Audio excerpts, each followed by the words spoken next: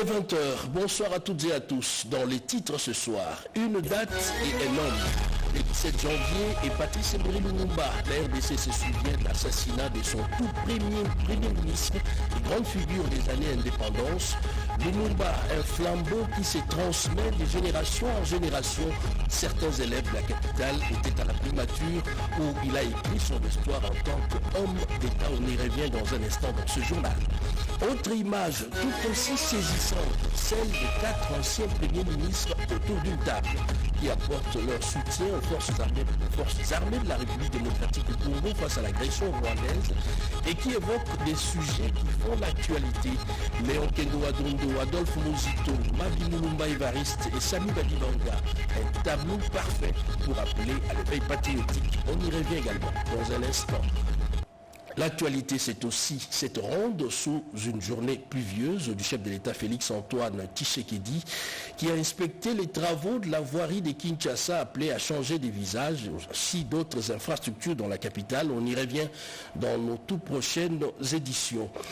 Bienvenue à tous. Son nom est étroitement lié à la lutte pour l'indépendance de la RDC et son assassinat tragique le 17 janvier 1961 avait simplement amplifié ses sentiments nationalistes chez les Congolais face à l'impérialisme.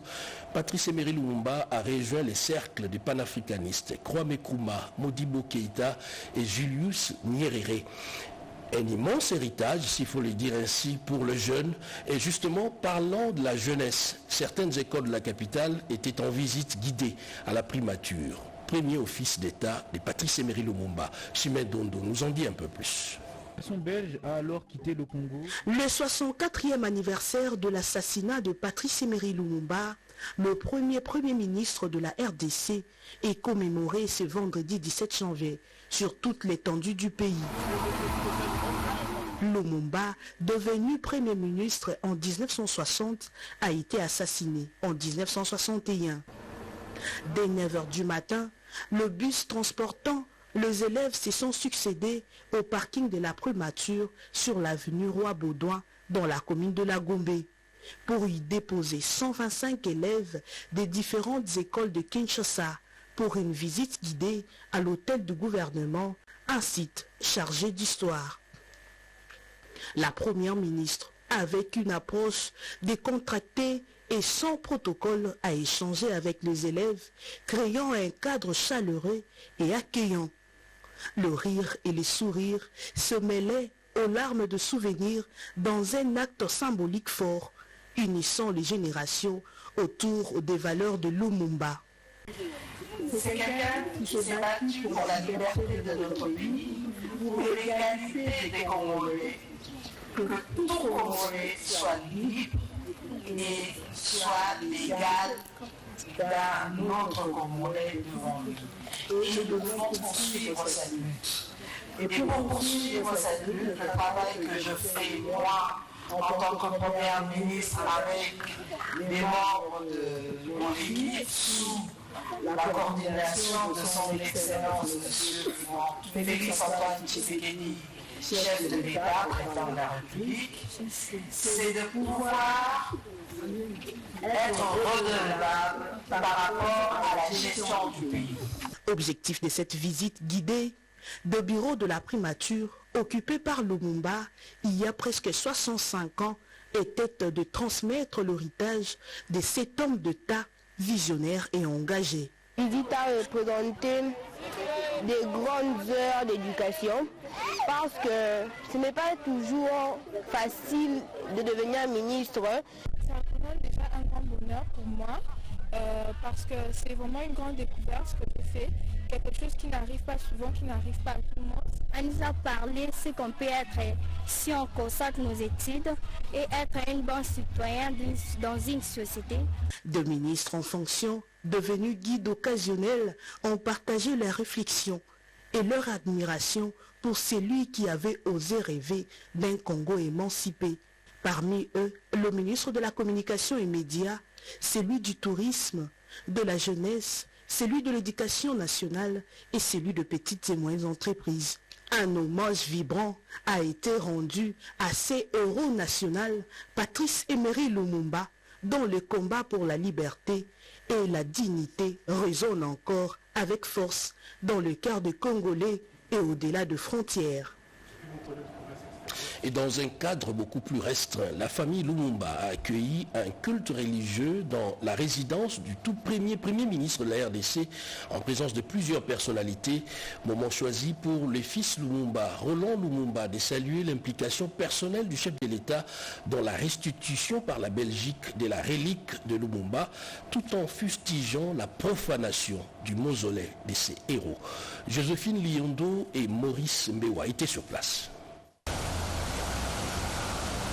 La tradition a été modifiée dans la commémoration de l'assassinat du tout premier ministre de la RDC. Pour ses 64e anniversaire, la famille a choisi d'organiser la messe d'action des grâces en sa résidence de la Gombe et non à l'église comme à l'accoutumée. Une cérémonie intime qui a réuni les fils et filles biologiques de Patrice Lumumba et différentes personnalités.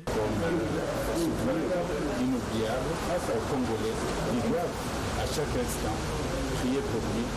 En réalité, Lumumba voulait mettre tout le monde ensemble pour qu'on travaille, pour que le peuple congolais trouve son bonheur.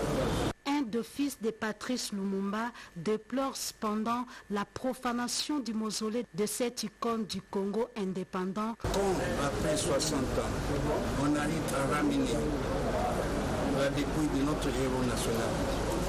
Et ça a été fait avec le concours de tous, commençons par le président de la République, de tout le monde, qui arrive à la profanation. C'est un accident certes, mais un accident qui ne peut pas être un accident banal. Dans d'autres cieux, ça ne peut pas se dérouler. 17 janvier 1960, 17 janvier 2025, à 64 ans de la disparition de Patrice Emery Lumumba, son héritage demeure éternel. Et les partis lumumbistes unifiés s'est souvenu également de Patrice Emery Lumumba et Laurent Désiré Kabila. Son secrétaire permanent adjoint, Anissé Mifia, parle de ces deux grandes figures de la vie politique du pays. Suivez. Vous savez, Kabila et Lumumba sont des héros nationaux. Et il est important que nous puissions nous souvenir d'eux parce que la lutte qu'ils ont menée, c'est une lutte pour libérer le peuple congolais, pour libérer le Congo des impérialistes qui ont installé le Congo pendant 80 ans. Nous sommes en train de commémorer ces dates-là pour essayer de lancer le message au peuple congolais de ne pas oublier que si nous sommes indépendants aujourd'hui, c'est parce que certaines personnes ont travaillé pour nous. Et surtout au niveau de la jeunesse, nous demandons à ce que nous puissions avoir une conscience sur la lutte que Lumumba et Kizenga ont menée et nous puissions effectivement faire ce qu'ils nous ont demandé pour permettre à ce que notre pays devienne réellement indépendant et ça puisse jouer son rôle en Afrique et pourquoi pas au monde. Patrice Emery Lumumba, c'est un grand visionnaire dont les pensées politiques continuent. Et cette date, c'est une date historique parce que c'est la date à laquelle il a accepté de payer de sa vie. Il s'est battu pour que notre pays puisse accéder à la souveraineté nationale et à la souveraineté internationale. Et de lui, on peut apprendre, entre autres, la citoyenneté. Il a donné sa vie pour que ce pays puisse aller de l'avant. Il n'a jamais accepté le néocolonialisme. Ça m'étonne qu'actuellement, cette date puisse être vue seulement sous un angle protocolaire, alors qu'elle devait être précédée des activités au cours desquelles on allait rappeler à la jeunesse les idées phares, de grandes pensées de ce grand homme qui est Patrice Emery Lumumba. Ils étaient à 4 autour d'une table pour apporter leur soutien aux forces armées de la République démocratique du Congo, tous anciens premiers ministres, Léon Kengo Adondo, Évariste Mabimulumba, Adolphe Muzito et Sami Badibanga. Anastasie Dombo pour les détails. Faisant un tour d'horizon sur les situations sécuritaires, socio-économiques et politiques qui prévalent au pays de Lumumba, les anciens premiers ministres déplorent et condamnent avec véhémence les multiples agressions dont le pays fait l'objet dans sa partie est par le Rwanda, encourageant les chefs de l'État. Parler autour de la question sécuritaire, premièrement, vous savez ce qui se passe dans l'est de notre pays, la dégradation de la vie de nos concitoyens, mais des efforts aussi que le gouvernement est en train de faire. Et ensuite sur la question d'actualité concernant la commission de réflexion par rapport à notre constitution.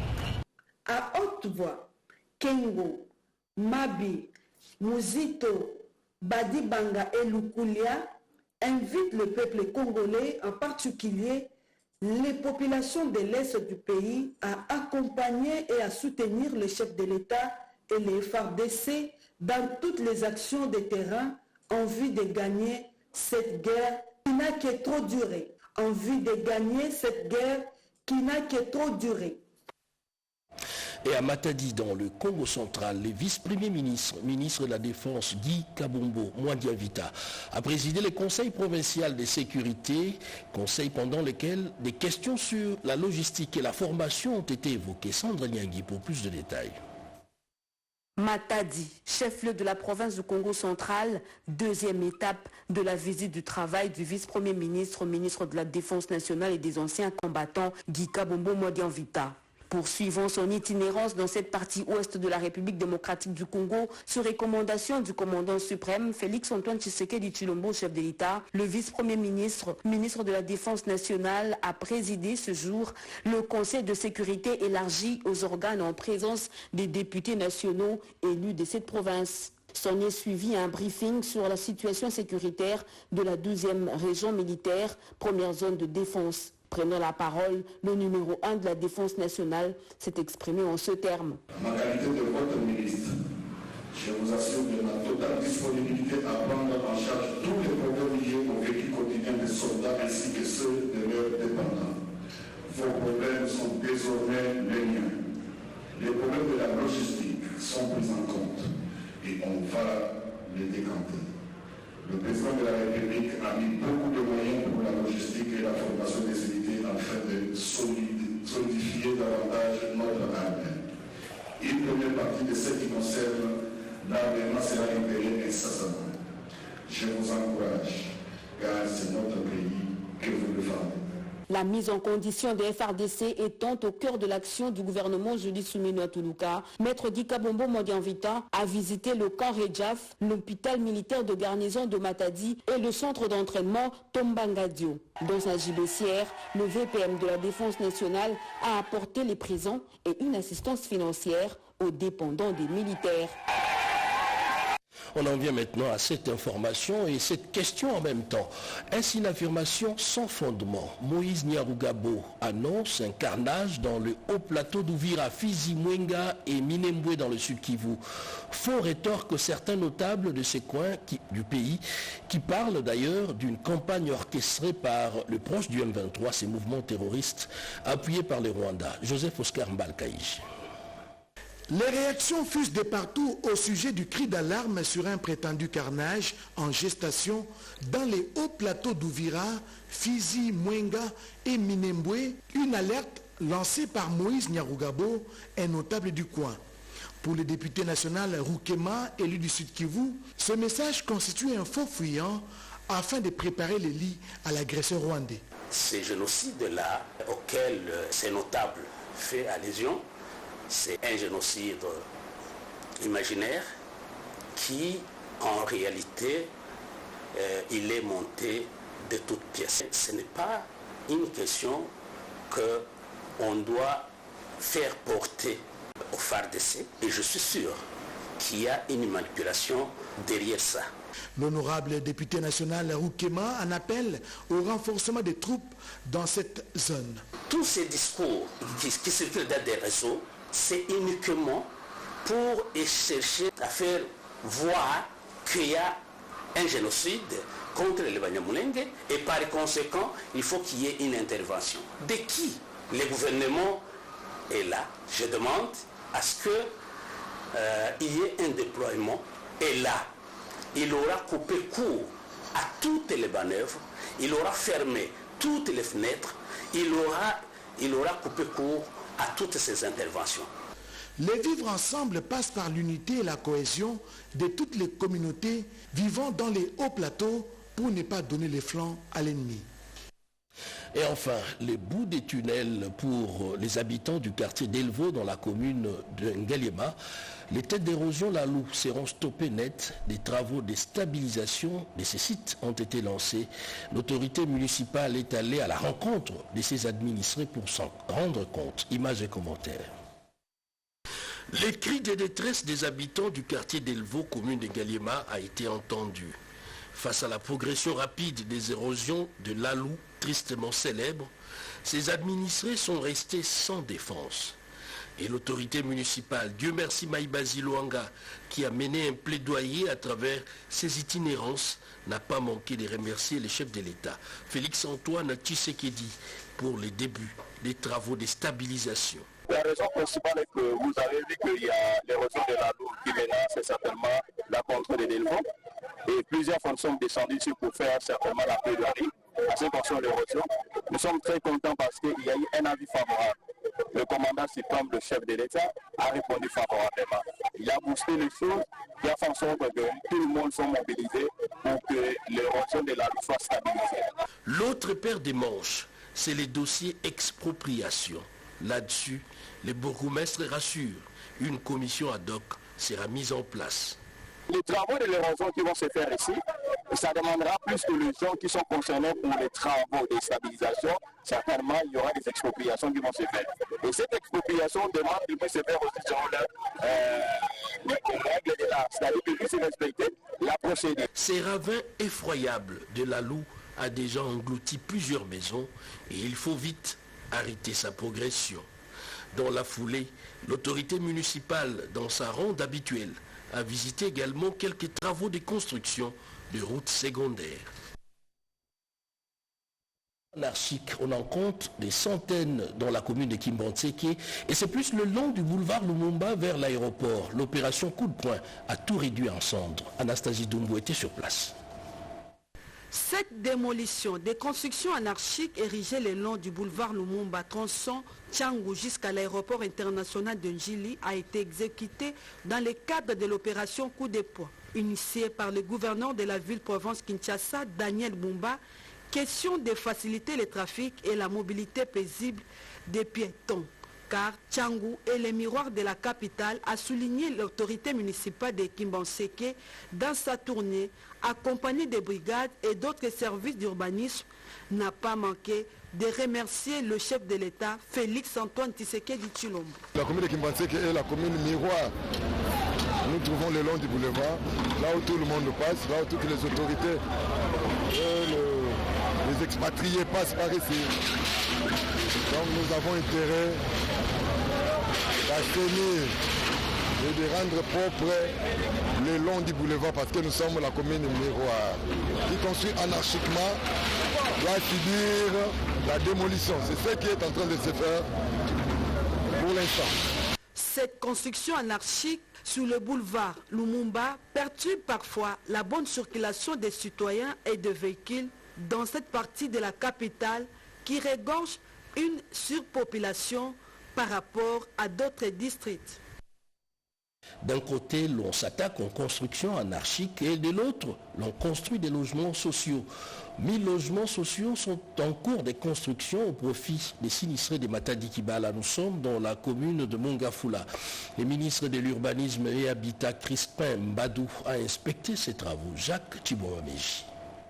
Voulu et initié en urgence par le chef de l'État, Félix Antoine Tshisekedi Tshilombo, en faveur principalement de sinistrés de Matadi Kibala dans la commune de Mongafula, ces projets de construction de 1000 logements sociaux s'étendent sur 46 hectares dans les villages Mukilango, même commune au bord de la rivière Njili. Les travaux ont été officiellement lancés il y a une année, le 6 janvier 2024 et pour une durée de 7 mois. À la tête d'une forte délégation composée notamment du directeur général de l'ACOPRIM Mika Kayemba Moukeba, du directeur général adjoint Léopold Mouyembe et de membres du cabinet, le ministre de l'Urbanisme et Habitat Crispin Mbadou a effectué une visite d'inspection sur le site. Il a évalué le niveau d'exécution des travaux par rapport au décaissement de fonds déjà effectué jusque-là. Son Excellence, Monsieur le Président de la République, chef de l'État, avait souhaité reloger les sinistrés concernés par ces drames. C'est la raison pour laquelle le site ici a été choisi. Je ne suis pas satisfait de ce que je vois. Je ne suis pas non plus insatisfait. Tout ce qui nous intéresse maintenant, c'est de pouvoir relancer pour que les travaux se terminent assez rapidement. À les entendre parler, ils pourront livrer l'ouvrage dans 6 mois. Sur 1000 logements, 500 maisons sont de 3 chambres, 500 autres de 2 chambres. La délégation a été reçue par le directeur général de Milvest, Tcharé, en présence du bourgmestre de Mongafula, du chef coutumier et du représentant de sinistrés. Le ministre de l'Urbanisme et Habitat, Crispin Mbadou, a donné des instructions fermes pour que ce projet du chef de l'État aboutisse sans complaisance.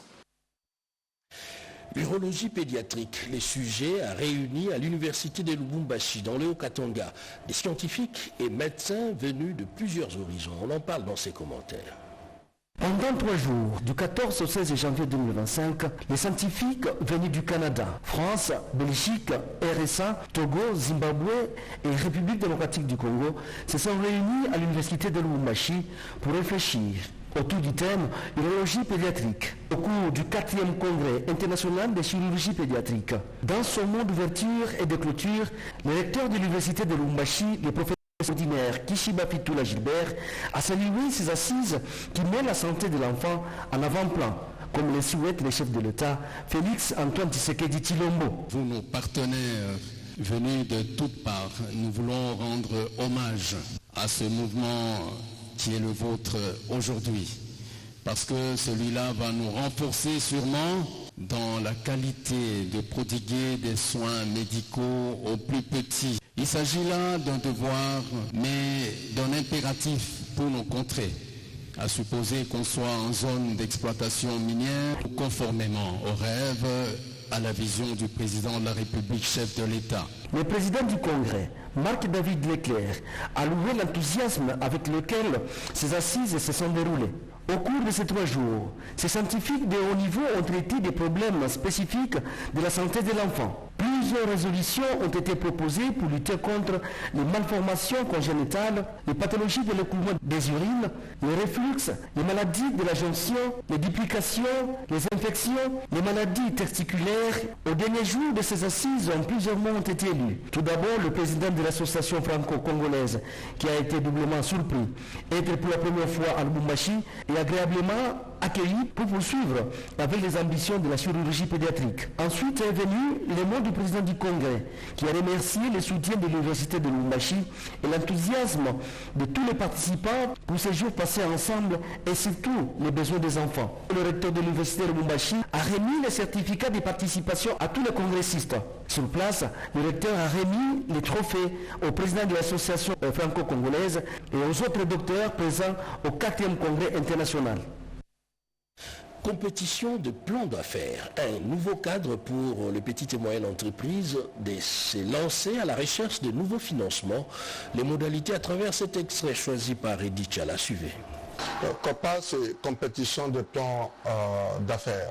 C'est-à-dire que nous invitons ici les entrepreneurs, propriétaires de petites et moyennes entreprises, de venir soumissionner pour la compétition de plan d'affaires, de façon à ce qu'on arrive à les aider à augmenter en compétences et à augmenter en capacité de production. 2 catégories de bénéficiaires. Nous avons d'abord les bénéficiaires de la catégorie PME, petites et moyennes entreprises, et nous définissons cette catégorie à partir de l'ancienneté de ces entreprises-là, ces entreprises qui ont plus de 3 ans d'existence. Et nous avons de l'autre côté des entreprises de la catégorie nouvelle entreprise, qui ont des entreprises qui ont moins de 3 ans d'existence. Pour l'heure, nous avons lancé la compétition de plan d'affaires d'abord pour la catégorie PME. C'est une compétition qui tend déjà à la fin de recrutement parce que la date limite de fin de recrutement ou de dépôt de candidature est pour le 28 janvier 2025. Une fois votre dossier est complété, vous devez aller dans notre site https://copa.transform.cd. Le dépôt de candidature se fait uniquement en ligne. Si vous avez des difficultés, veuillez ne pas hésiter de venir postuler dans nos bureaux. Le droit au HADA et les coopératives, le programme alimentaire mondial tient à renforcer les capacités des organisations paysannes, surtout dans l'agriculture. Rodé Panda nous en dit un peu plus à travers ses commentaires. Suivez. Cet atelier qui a réuni les représentants des coopératives des 21 provinces de la RDC sur la vulgarisation du droit uniforme de l'OHADA des sociétés de coopératives prouve le souci du programme alimentaire mondial PAM de bien répondre à sa mission principale, celle de lutter contre l'insécurité alimentaire et renforcer la réduction de la faim en RDC. Les procédures et d'autres techniques de travail ont été fournies à ces organisations pour un bon rendement. Ainsi, le PAM tient à la collaboration entre le gouvernement de la République à travers le secrétariat général du développement rural et les services nationaux des coopératives et organisations paysannes SNECOP. Objectif, renforcer les coopératives des agriculteurs qui sont des moteurs et acteurs clés dans le développement communautaire basé sur l'autonomisation des agriculteurs. L'année 2025 a été déclarée par les Nations Unies comme l'année internationale des coopératives. Donc c'est dans ce cadre-là qu'on a décidé d'accompagner le ministère du Travail rural. L'initiative est saluée par les concernés. Quand les coordonnateurs travaillent en province, il était normal qu'ils soient au niveau de la direction nationale sous l'accompagnement des PAM pour que nous puissions échanger avec eux, afin que nous puissions avoir un même langage, un même travail, de telle sorte que ce qui se fait à Kinshasa et dans toutes les provinces soit réellement dans l'unanimité et puis dans l'uniformité. Et nous venons d'être couturiers, c'est très important. Nous faisons les enregistrements et l'immatriculation des sociétés coopératives à la base, nous étant coordonnateurs. Démarré le 13 janvier, ces assises de 3 jours ont été clôturées par le secrétaire général au développement rural le 15 janvier 2025. Et dans un tout autre chapitre, le chapitre politique, l'Union sacrée resserre ses rangs. Le secrétaire permanent André Mbata était avec le bureau politique du parti Burek. Robert Ndaï Tichense. 64 ans de l'assassinat de Patrice Emery Lumumba le 17 janvier 1961, le secrétaire permanent de l'Union sacrée, le professeur André Mbata Betoukoumé Soumangu, appelle les responsables de la Convention des démocrates travaillistes unifiés à s'inspirer du parcours de Patrice Emery Lumumba, premier ministre de la République démocratique du Congo. Venu au siège du secrétaire permanent, la présidente de ce parti politique, membre de l'Union sacrée de la Nation, Gisèle Ndaël Oseba, ministre honoraire du genre, a dit au secrétaire permanent l'attachement de son parti aux valeurs républicaines prônées par le président de la République, Félix-Antoine Tshisekedi Tshilombo, haute autorité politique de l'Union sacrée de la Nation. Nous trouvons dans beaucoup d'articles qui sont dans la Constitution qui ne permettent pas d'abord au chef de l'État de répondre aux exigences de la population. Et il y a aussi la question de la femme. Oui, dans notre pays, nous parlons de la parité, mais une parité qui n'est pas effective. Le secrétaire permanent de l'Union sacrée de la Nation, le professeur André Mbata Betoukoumé Soumangu, qui se félicite de cette rencontre le 17 janvier, a souligné l'importance de la lutte pour l'indépendance. Si Lumumba était de retour aujourd'hui, il viendra à l'Union sacrée de la Nation. Il viendrait s'asseoir à côté de Félix-Antoine Tshisekedi Tshilombo. Et même si Laurent Désiré Kabila, le héros national, s'il revenait aujourd'hui, Laurent Désiré Kabila lui-même viendrait à l'Union sacrée de la Nation rejoindre le combat mené par son Excellence Félix-Antoine Tshisekedi Tshilombo, président de la République, chef de l'État, haute autorité politique de l'Union sacrée de la Nation, le combat pour l'intégrité du territoire national, le combat pour un Congo fort, un Congo uni et un Congo prospère. Et c'est ce combat-là que la CDTU est venue rejoindre. Je tiens donc à le féliciter. Gisèle Ndaya, présidente de la CDTU, a invité officiellement le secrétaire permanent à une matinée politique qu'organise son parti le 10 février 2025 pour réfléchir sur la révision constitutionnelle. La nouvelle s'est répandue sur la toile comme une traînée de poudre. Il s'agit d'une vidéo devenue virale dans laquelle un homme tire en l'air pour se frayer un chemin au milieu de taxi-moto. Vidéo qui serait imputée à un jeune frère du secrétaire général de l'UDPS, Augustin Kabouya. Faux, répond le concerné, qui apporte ici un démenti à ces allégations. Suivez.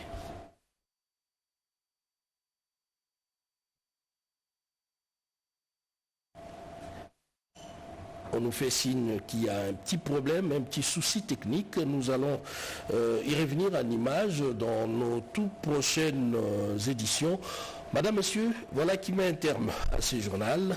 Le plaisir a été pour moi de vous tenir compagnie pendant une demi-heure. Nous remercions également la grande équipe qui a réalisé ce journal de 20 heures, notamment Patrick Kachala et Junior Louyé à la réalisation, Joseph Nzezo au son, régie finale tenue par Ruben Kumbu et à la rédaction Yvette Makuntima, la supervision éditoriale de Joseph Oscar Mbal Caïge. Serge Merlin Mata revient à 23h pour la suite de l'actualité.